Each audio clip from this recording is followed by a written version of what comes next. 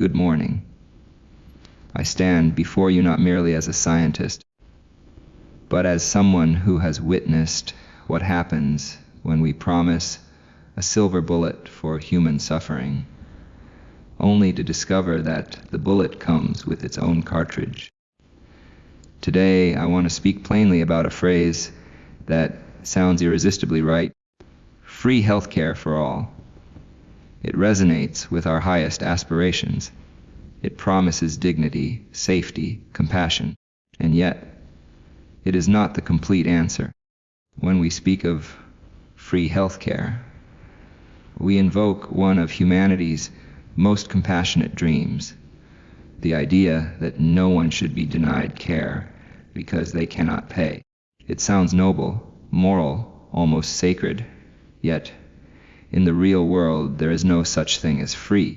Everything in healthcare, every syringe, every MRI machine, every nurse's hour, every vial of medication carries a cost.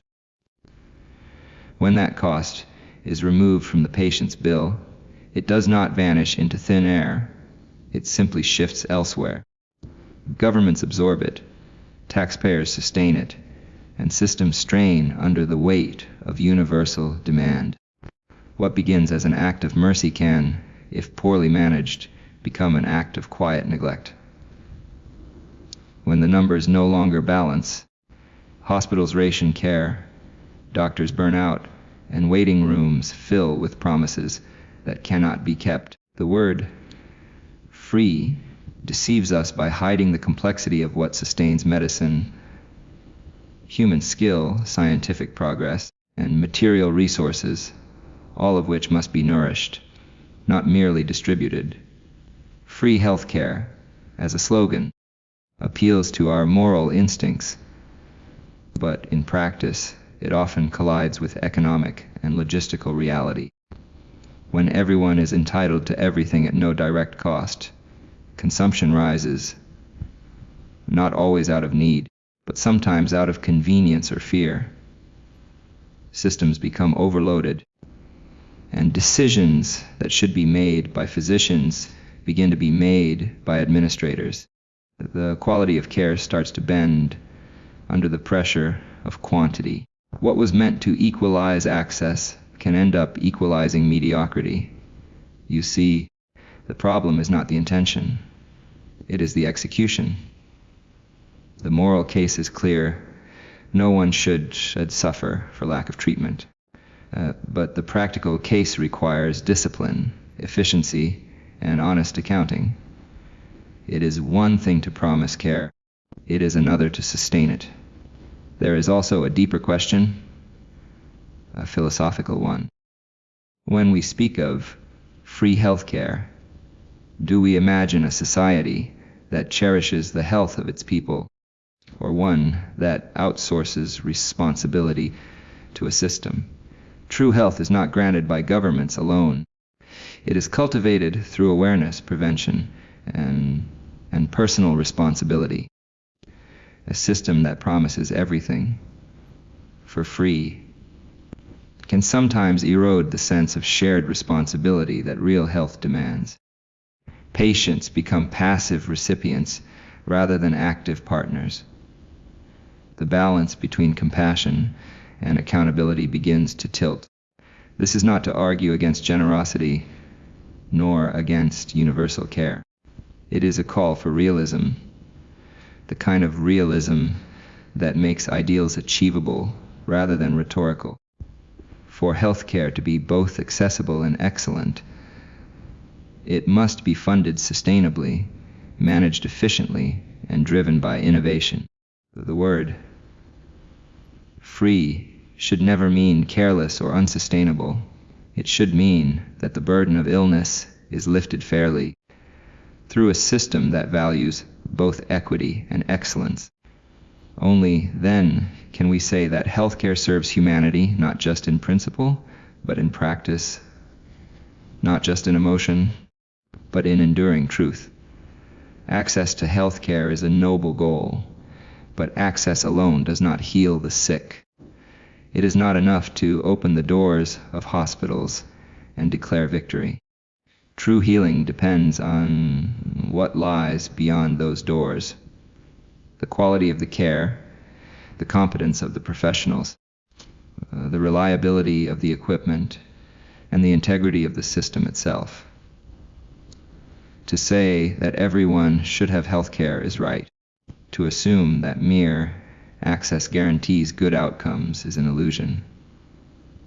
The essence of medicine is not in its availability, but in its excellence. A patient who can see a doctor freely, but receives rushed or inadequate treatment, is not truly better off than one who cannot see a doctor at all. What we must seek, therefore, is not simply health care for all, but high-quality health care for all.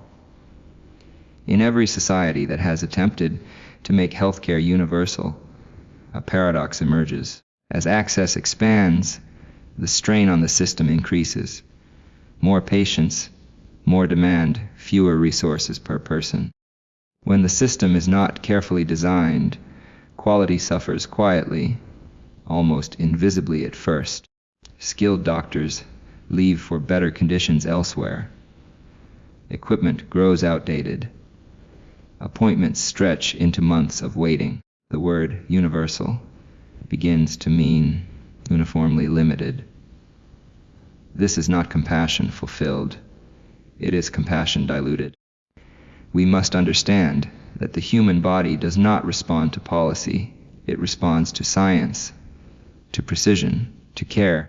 When quality declines, it is the patient, the very person the policy was meant to protect, who pays the hidden price. There is also the question of trust. Patients must trust that the care they receive is not just available, but sound, that their doctors are supported, their medicines are genuine, their diagnoses are accurate. When a healthcare system prioritizes numbers over quality, that trust erodes. And when trust is lost, even free care becomes a hollow promise. People stop believing that the system will truly help them. They wait, they worry, they deteriorate. A healthcare system without quality is like a bridge built without steel, impressive in appearance, but fatally weak at its core. Quality requires investment in research, in education, in equipment, in time. It also requires accountability. Doctors must be able to work with dignity and focus, not buried under bureaucracy. Hospitals must have the means to upgrade, innovate, and attract talent. Patients deserve not just access, but assurance, the confidence that when they are treated well. This is what separates a humane system from a merely political one. In the end, it is not enough to make healthcare accessible. It must be worth accessing. Compassion without competence does not heal.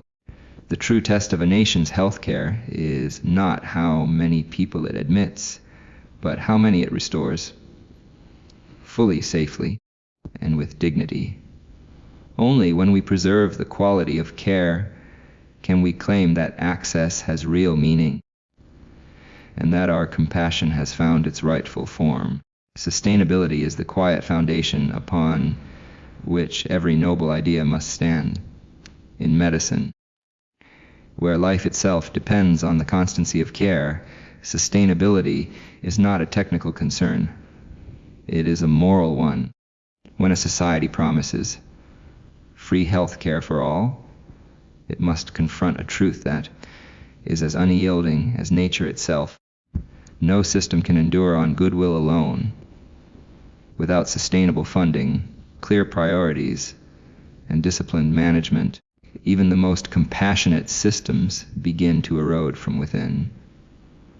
They start strong, buoyed by vision and public applause, but over time they bend under the weight of expectations that exceed their means. What begins as a symbol of generosity can become a mechanism of quiet decline, where excellence is sacrificed to keep the promise alive.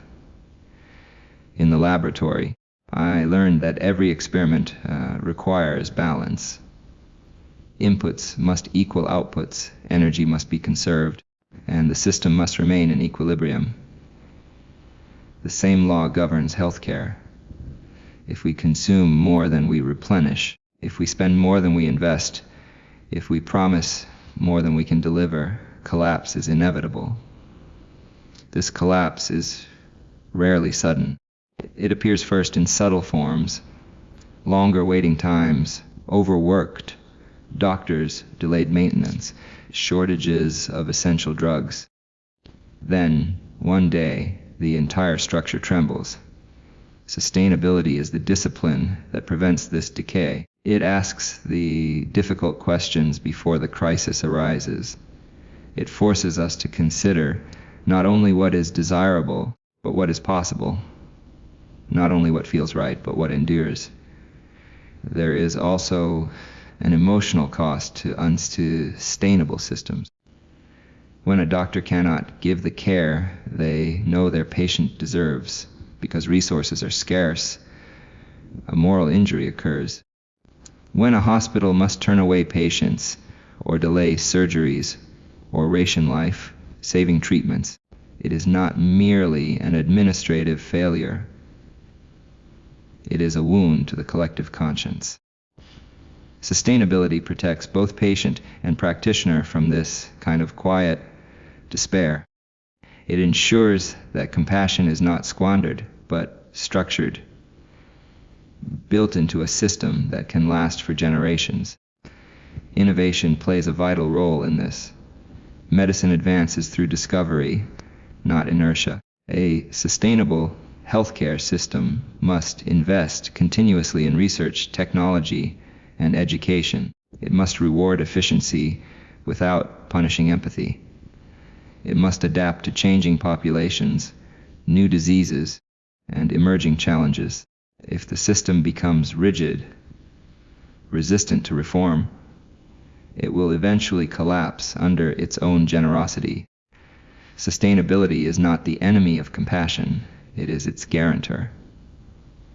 We must learn to speak truthfully about cost, without shame or sentimentality.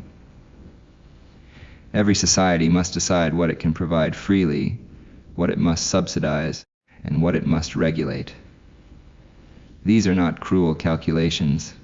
They are the mathematics of endurance.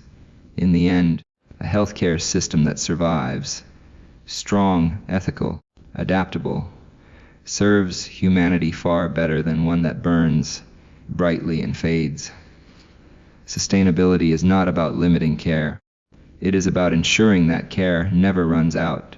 In closing, the promise of free healthcare sounds better than it is if free means ignored costs, diminished quality, hidden trade-offs. But if we redefine it to mean healthcare available without ruinous expense, delivered at high quality, sustained intelligently, then yes, we have something worth striving for. Let us turn the ideal of free into the reality of fair, excellent, sustainable. That is the commitment we owe to one another. Thank you.